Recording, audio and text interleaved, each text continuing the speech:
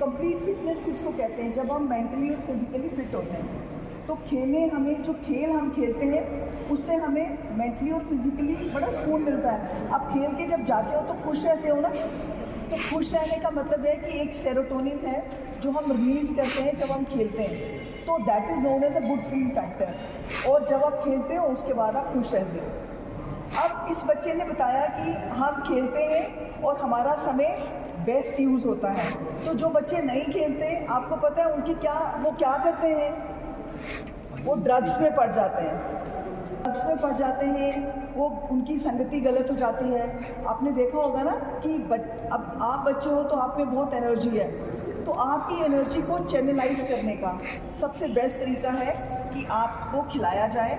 और खेलने के बाद आप जो तंदुरुस्ती फील करते हो उससे आपको पढ़ने में भी मदद मिलती है, क्योंकि आप फिजिकली और मेंटली फिट हो।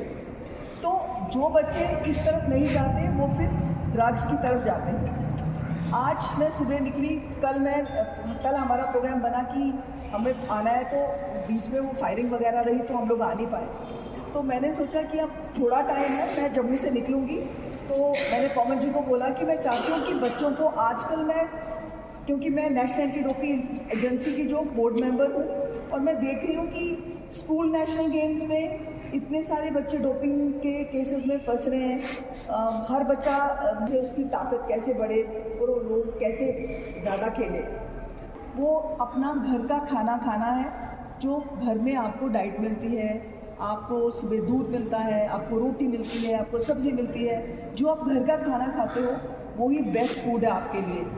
अपनी परफॉर्मेंस को बढ़ाने के लिए आपको कभी किसी दवाई का इस्तेमाल नहीं करना।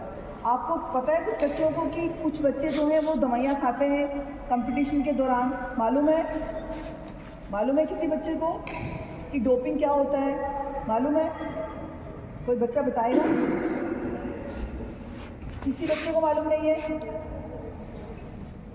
तो आपके लिए ये बहुत ज़रूरी है समझना, क्योंकि जब डोपिंग जो बच्चे ले लेते हैं और उनके ऊपर केस चलता है तो उसमें एक मेंबर मैं भी रहती हूँ। तो जब हम बच्चों को पूछते हैं कि भाई आपने बेटा ये दवाई क्यों खाई, तो वो कहता है कि मेरे साथ वाले बच्चे ने बोला कि इस दवाई से तेरे को ताकत मिलेगी और इसलिए मैंने खा ली। लेकिन जो एंटी डोपिंग रूल्स कहते हैं वो खुद रिस्पॉन्सिबल है। अगर वो बच्चा दवाई खाता है तो खुद रिस्पॉन्सिबल है, उसका कोच भी रिस्पॉन्सिबल नहीं है। अगर आपको कोई बच्चा बोलता है कि ये दवाई खा लो, या कोई कोच बोलते हैं या कोई दवाई खा लो, तो आपको पहले देखना है कि क्या आपका डॉक्टर आपको रिकमेंड करता है कि नहीं। ये बहुत इंपॉर्टेंट चीज़ थी, मुझे लगा कि आप सब बच्चों को पता होना चाहिए कि कुछ ड्रग्स हैं जो हर साल अगस्त में वाडा एक लिस्ट निकालता है, जिसमें वो बताते हैं कि कौन कौन से मतलब परफॉर्मेंस एनहांस करने के ड्रग्स हैं, जिसमें एनाबॉलिक स्टीरॉइड्स आते हैं, हमारे स्टिमुलेंट्स आते हैं, ग्रोथ हार्मोन्स आते हैं, बीटा ब्लॉकर्स आते हैं। तो अलग अलग गेम्स के लिए अलग अलग ड्रग्स को इस्तेमाल किया जाता है एक बड़े लेवल पे। जैसे नेशनल गेम्स हो रही हैं, स्कूल नेशनल गेम्स हो रही हैं, सो उसमें बेस्ट परफॉर्मेंस करने के लिए बच्चे इंजेक्शन लगाते हैं। तो नाडा एक लिस्ट जो है वो अगस्त में निकालता है, जो सबको पता होनी चाहिए कि कौन कौन से ड्रग्स जो हैं वो डोपिंग में आते हैं। जैसे एनाबॉलिक स्टीरॉइड सारे आते हैं, ठीक है, उसमें कुछ 25-26 ड्रग्स हैं। तो मैं इतना सारा आप लोगों को समझ नहीं आएगा, बस मैं इतना कहूँगी कि जब भी आप किसी डॉक्टर के पास जाते हो, आप बीमार होते हो, तो आप उन्हें बताइएगा कि आप स्पोर्ट्समैन हैं। सबसे पहले आप उन्हें क्या बताएंगे कि आप स्पोर्ट्स खेलते हैं, आप स्पोर्ट्समैन हैं। तो डॉक्टर साहब भी जब आपको दवाई देंगे वो सोच के देंगे कि कोई ऐसी दवाई ना दी जाए जिसमें डोपिंग का एलिमेंट हो। कई बार बच्चे जाते हैं, डॉक्टर साहब को बताते नहीं हैं। मैंने ऐसे केसेस भी देखे हैं कि जिसमें एक लड़की है, नेशनल मेडलिस्ट है, वो डॉक्टर साहब के पास गई, उसने कहा कि मेरे को बहुत कमज़ोरी हो रही है, उसको चोट आई थी। डॉक्टर साहब ने उसको एक दवाई दे दी। उनको ये पता नहीं था कि ये बच्ची खेलती है, तो उन्होंने दवाई दे दी क्योंकि उसमें रिकमेंडेड थी वो दवाई, और उस बच्ची ने खा लिया। उसके बाद वो डोपिंग में पॉजिटिव आ गई, लेकिन अपना प्रिस्क्रिप्शन उसके पास नहीं था, वो प्रूव ही नहीं कर पाई कि डॉक्टर साहब ने लिखा है। तो आपने डॉक्टर साहब की प्रिस्क्रिप्शन भी अपने पास रखनी है। कभी डॉक्टर साहब ने अगर कोई दवाई आपको दी है तो उसके ऊपर आपको एग्जाम्प्ट किया जाता है कि अगर वो जेन्युइनली दवाई दी जाती है। जैसे आप बहुत ज़्यादा भागते हो तो एस्थमा हो सकता है, उसको बोलते हैं एक्सरसाइज इंड्यूस्ड एस्थमा, जिसके लिए हम स्टीरॉइड्स देते हैं। तो वो जो हम स्टीरॉइड देते हैं वो नाडा उसको मान लेता है। कुछ ऐसी बीमारियां होती हैं जो खेलों से जुड़ी होती हैं जिसमें हम दवाइयां देते हैं। तो इन शॉर्ट अभी आप छोटी जगह पे हो, छोटे लेवल पे हो, कल आपने बड़े इवेंट्स खेलने हैं, बड़े कॉम्पिटिशन्स खेलने हैं, तो आप सब बच्चों को ये मालूम होना चाहिए कि एंटी डोपिंग और ड्रग्स क्या होते हैं, ड्रग अब्यूज़ क्या होता है। तो अभी आपको कुछ पता चला कि मैंने क्या बताया? सो एंटी डोपिंग जो है उसमें क्या रहता है? कोई बच्चा थोड़ा सा बताएगा? सिद्धार्थ जी, आपको पता चला? आपको कोई भी दवाई अगर देता है कि ये टॉफ़ी खा लो या ये एक टिक्की खा लो, इससे ना कल आप खूब सारा भाग पाओगे, ठीक है? तो आपने किसी बच्चे ने वो चीज़ें नहीं लेनी और अपने साथ वाले बच्चों को भी बतानी है कि कोई भी दवाइयों का इस्तेमाल नहीं करना, ठीक है? दूसरा, आप लोगों को कुछ प्रॉब्लम्स आती हैं खेलने के दौरान, तो मैं आपको ये रिक्वेस्ट करूँगी कि सबसे पहले आप अपने कोच को अपना सब कुछ मानिए। कोच एक माँ की, बाप की, भाई बहन, मदर फादर, सबका जो रोल वो प्ले करता है, ठीक है? आप अपने कोच साहब को बताइए और वो आपको बिल्कुल सही राय देंगे। कई बार क्या होता है, अपने कोच साहब को नहीं बताते हो, अपने फ्रेंड से बात करते हो और फिर बात उससे ख़राब होते जाती है, ठीक है? बच्चियों में मैं कहूँगी आपके कोई भी प्रॉब्लम्स होते हैं, अभी हमारे पास फीमेल कोचेज़ हैं, हमारे पास मेल कोचेज़ भी हैं, ऐसी बात नहीं है, बट मुझे लगता है कि आपको सबसे पहले अपने कोचेज़ को बताना चाहिए कि सर हमें यहाँ पे ये प्रॉब्लम आ रही है, ठीक है?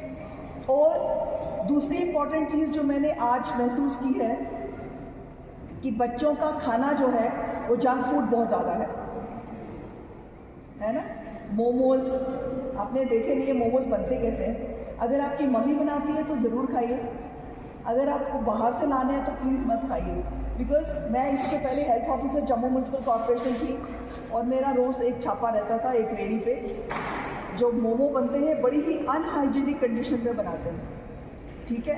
तो जो भी जंक फूड है एज ए प्लेयर आपको नहीं खाना चाहिए। देखिए बेटा, एक प्लेयर होना एक तपस्या है। मुझे आज भी याद है जब मैं खेलती थी, मैं बेसिकली जूडो की प्लेयर हूँ, मैंने 5 नेशनल्स खेले हैं, मेरा फर्स्ट नेशनल ब्रॉन्ज मेडल आया मेरा, लेकिन अपना खाना बड़ा साधारण सिंपल सा रहता था। जो आप लोग घर में खाना खाते हो, साधारण सिंपल खाना खाते हो, आप वही खाइए। ये चिप्स, चॉकलेट, ये सब चीज़ें जो हैं बेसिकली आपको आपके मैदे को स्वस्थ नहीं रखेंगी। तो मॉर्निंग आपका ब्रेकफास्ट, आपका जो भी दाल फुल्का आप खाते हो या सब्जी फुल्का खाते हो या ब्रेड खाते हो या एग खाते हो, कोई एक प्रोटीन पार्ट ज़रूर खाइएगा। वो आपको जर्नल आपकी जो फिटनेस है उसको बढ़ाएगा, क्योंकि कुछ बच्चे आज भी हमारे जो प्लेयर्स हैं वो एनीमिक हैं क्योंकि उनका खाना जो है उसकी रूटीन अच्छी नहीं है। कुछ बच्चे मॉर्निंग में खाना खाए बगैर चले जाते हैं, ऐसा होता है? कितने बच्चे जाते हैं बिना खाना खाए? आप क्यों जाते हो खाना खाए बगैर? टाइम नहीं होता? नहीं बेटा, आप देखिए, सबसे पहले जो खेल है ना ये हमें डिसिप्लिन सिखाता है। तो डिसिप्लिन ये कहता है कि आप सुबह उठो, नहाओ धो और अपना जो भी पूजा पाठ, जो भी आपने दुआ करनी है, जो नमाज़ पढ़नी है, व्हाटएवर जो भी करना है वो करो और उसके बाद आप अपना नाश्ता खा के स्कूल जाओ, which is the first rule. मतलब प्लेयर्स का पहला रूल ये है कि वो अपना नाश्ता करके स्कूल जाए, ठीक है? उसके बाद आपका ये लंच होता है जो मम्मी देती है, तो प्लीज़ वो लंच भी खाएं, ठीक है? वो लंच खाने आप देखोगे कि आपको कार्बोहाइड्रेट की, आपको प्रोटीन की इस एज में सख्त ज़रूरत है बॉडी को प्रॉपर डेवलप करने के लिए, ठीक है? तो आपका खाना बड़ा ही अच्छा होना चाहिए और टाइम से होना चाहिए। ये 2 चीज़ें जो थी, मुझे लगा कि हर बार जब भी मैं स्कूल से जाती हूँ हमेशा ये डिस्कस करती हूँ कि ये दोनों चीज़ें आपकी बहुत इम्पॉर्टेंट हैं जो आपको आगे ले जाती हैं। मैं मैरी कॉम के साथ 7 साल रही हूँ। आपको पता है मैरी कॉम कौन है? मैरी कॉम बॉक्सिंग प्लेयर है, वो 6 बारी वर्ल्ड चैम्पियन रही है। हमारे कोच साहब भी उनको अच्छे से जानते हैं, अपना मुश्ताक साहब। मैंने मैरी कॉम को पूछा, मतलब मैरी लाइक तुम्हारा बचपन से क्या शेड्यूल कैसे रहा? कहती है कि वो एक गरीब फैमिली से बच्ची थी वो, और उसका एक ही कहना था कि मैंने कभी भी अपना मील मिस नहीं किया। मैं हमेशा अपना मील टाइम से करती थी, चाहे मुझे एक रोटी मिलती थी लेकिन मैं वो खा के जाती थी। और दूसरा, she never miss her practice session. उसने कभी भी, उसको ये लगता था कि सब बात अलग पर मेरा सीरियसली अपनी प्रैक्टिस करना। और दूसरी सबसे इम्पॉर्टेंट चीज़ मैंने देखी, जो एलीट प्लेयर्स हैं इंडिया के, जो बेस्ट प्लेयर्स हैं, वो बहुत हम्बल हैं, वो बहुत डिसिप्लिन्ड हैं, वो बहुत तहज़ीब याफ्ता है। तो जैसे जैसे आप बेस्ट परफॉर्म करते हो, आप बेस्ट बनते हो। आप में वो सारी क्वालिटीज़ आती हैं। You have to be humble, sweet, बात करते हुए, घर में बात करते हुए अपने बड़ों की इज़्ज़त करनी। मैट पे आए हो तो कैसे आपने मैट की इज़्ज़त करनी। तो ये सब चीज़ें जो है आपके कैरेक्टर का हिस्सा बनते जाते हैं, और ये सब चीज़ें आखिर में आपको उस पोडियम पे वो मेडल दिलवाते हैं जिसके आप हमेशा हकदार हो। पिछले कुछ टाइम से मैं देख रही हूँ कि पूंछ में बहुत ज़्यादा पार्टिसिपेशन हो रही है, बच्चे बहुत अच्छा कर रहे हैं। मतलब ऑलमोस्ट मैं देख रही हूँ, हॉकी है, बॉक्सिंग है, ताइक्वांडो है, वुशु है, फुटबॉल है। सो मैंने देखा कि यहाँ एक बहुत अच्छा कल्चर है और सारे बच्चे अच्छा परफॉर्म कर रहे हैं। देखिए, हमेशा हारना और जीतना ये नहीं होता कि हमें हमेशा मेडल मिलता है, लेकिन वो मेडल की फाइट तक जो हम रास्ता तय करते हैं वो हमें बड़ा कुछ सिखाता है। ठीक है, तो आपने ये सब चीज़ें ध्यान में रखनी है और कोशिश करनी है कि आप हर जगह बेस्ट परफॉर्म करो, चाहे वो आपकी पढ़ाई है, चाहे वो आपका खेल है।